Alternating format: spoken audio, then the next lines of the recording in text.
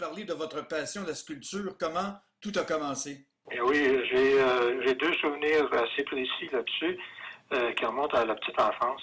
Le premier, c'est qu'on avait à la campagne un carré de sable avec un toit, un vrai carré de sable. Et puisqu'il y avait un toit, on pouvait s'y amuser, qu'il fasse soleil ou qu'il pleuve.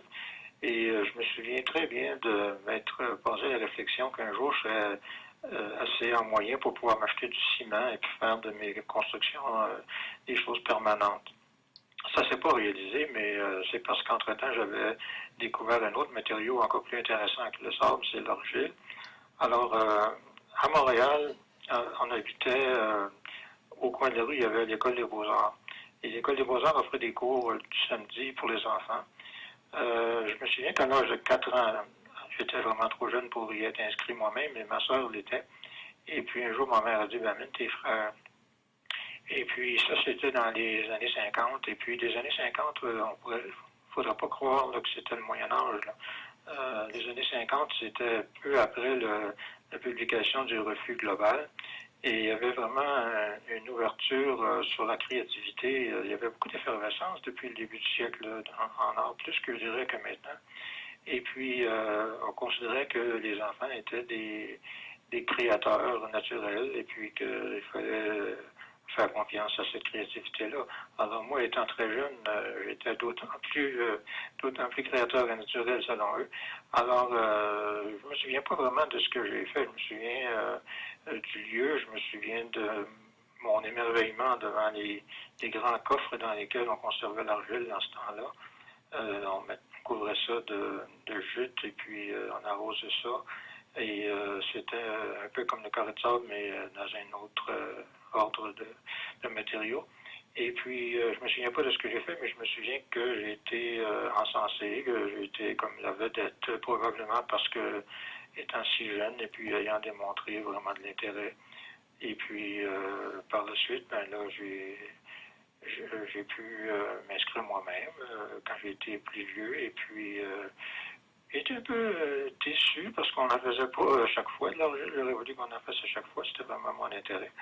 Mais j'ai pu dépenser mon argent de poche à acheter de la plasticine. Et puis, c'est ça, j'ai appris comme ça un peu par moi-même.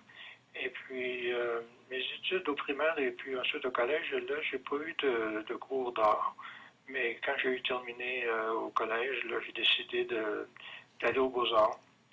Et puis, donc, évidemment, chaque fois que j'ai eu la possibilité, j'ai choisi un cours en céramique. Mais encore là, j'étais déçu parce qu'on ne pouvait pas en choisir plus qu'un par session, ce qui fait que ensuite, là, j'ai suivi des formations en poterie. J'ai appris aussi par moi-même, par la lecture. Alors voilà, ça a commencé très tôt comme ça. Vous avez exposé vos œuvres à la Galerie Montcalm, à la Maison du citoyen de Gatineau. Cette exposition était dédiée au bonheur. Toutes vos œuvres reflètent le bonheur. Pourquoi avez-vous choisi ce thème? Oui, moi, je passe beaucoup de temps avec mes personnages, alors c'est assez important qu'ils soient pas trop déprimants parce que ça finirait par m'affecter, mais aussi parce que même si il y a eu l'exposition à Gatineau, mais il faut penser que ça c'est une étape qui dure peu de temps, mais la destination de ces pièces-là, c'est dans des foyers, c'est dans des familles finalement. L'exposition en salle, c'est un peu comme la vie publique des personnages. Je suis bien content qu'ils aient l'occasion d'avoir une vie publique, mais en réalité, ils vont aller continuer ensuite à répandre ce qu'ils ont à répandre dans des familles. Alors, oui, le bonheur, parce que je pense que c'est... il n'y a jamais trop d'occasion d'essayer de faire sourire. Selon vous, Raymond Warren, quel est le rôle de l'artiste dans le monde d'aujourd'hui? Ben, heureusement qu'il y a plusieurs artistes parce qu'il le rôle de l'art est multiple. Je pense que le premier, c'est un rôle d'apprentissage, de connaissance. Quand on réussit à reproduire ou à imiter ou à transposer ce qu'on voit, c'est une façon de l'apprendre, de l'apprivoiser, de l'intégrer. Et puis, c'est aussi une façon d'être en résonance avec l'univers qui nous entoure, d'être en harmonie. Il y a un aspect spirituel à ça. Moi, je me plais à dire que si au sixième jour, Dieu a eu la bonne idée de créer l'homme avec un peu d'argile, il a eu surtout la bonne idée de nous laisser de l'argile qu'il n'y avait pas eu besoin pour qu'on puisse s'amuser nous aussi. Et ce geste-là de créer, c'est un geste spirituel. Maintenant, il y a aussi un autre rôle, c'est celui de créer un univers différent du monde dans lequel on vit, un rôle plus onirique. On pourrait penser aussi à un rôle d'exploratoire, par exemple, quand il y a un nouveau média, les médias électroniques, par exemple, qui arrivent, les artistes sont souvent à l'avant-garde d'essayer de voir qu'est-ce qu'on peut faire avec ça. Il y a un rôle identitaire, sûrement, au niveau, par exemple, du folklore, de la culture, et ainsi de suite. Un rôle de revendication aussi, un rôle politique.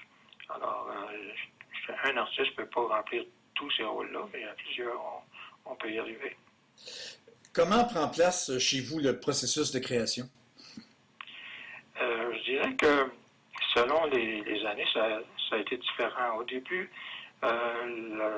l'importance était sur comment est-ce que je vais arriver à faire telle image. Donc, c'était une façon d'apprendre la technique, de maîtriser la technique. Il y a des gens pour qui, quand ils ont maîtrisé une technique, mais ils vont passer à une technique différente et puis ils vont avoir vraiment toujours leur plaisir à apprendre des techniques. Moi, quand j'ai eu atteint un certain plateau, je dirais, à un moment donné, on réussit à faire ce qu'on voulait faire et puis on n'apprend pas nécessairement, on ne devient pas nécessairement meilleur au point de vue technique. J'ai plutôt voulu, à ce moment-là, me stimuler en faisant, par exemple, des expositions plutôt que des personnages individuels. Alors là, il y a le processus, mais c'est d'abord de créer un projet et puis là, d'essayer différentes variantes autour de ce projet-là. À un moment donné, il se crée un esprit, l'esprit du projet se développe et puis tranquillement, on peut sélectionner des pièces. Moi, je pense qu'il faut en faire beaucoup, éliminer un certain nombre. Est-ce que les gouvernements devraient s'impliquer davantage dans la culture en général, favoriser l'accès et la diffusion des arts? Ce serait assez épouvantable, en tout cas, si le gouvernement se retirait de ce qu'ils font déjà. Et le gouvernement est impliqué dans plusieurs aspects, là, quand on y pense, là, au niveau, par exemple, de l'enseignement des arts aux jeunes, puis ensuite, quand ces jeunes-là veulent devenir artistes, la formation des artistes, ensuite de ça, au niveau des musées, des collections, de la diffusion, bien sûr, mais aussi, on pense, par exemple, au patrimoine religieux au Québec, on a tellement une richesse à ce niveau-là.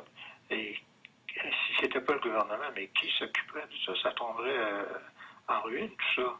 Alors, je ne peux pas imaginer que ce sont des dépenses superflues. Il faut que le gouvernement fasse ces dépenses-là. Idéalement, il n'y aurait pas à les faire à quelqu'un d'autre. Ça se ferait tout ça, ça se ferait naturellement, mais on n'est pas dans le monde idéal. Raymond Warren, merci encore d'avoir accepté de répondre à nos questions. Mais ça m'a fait plaisir.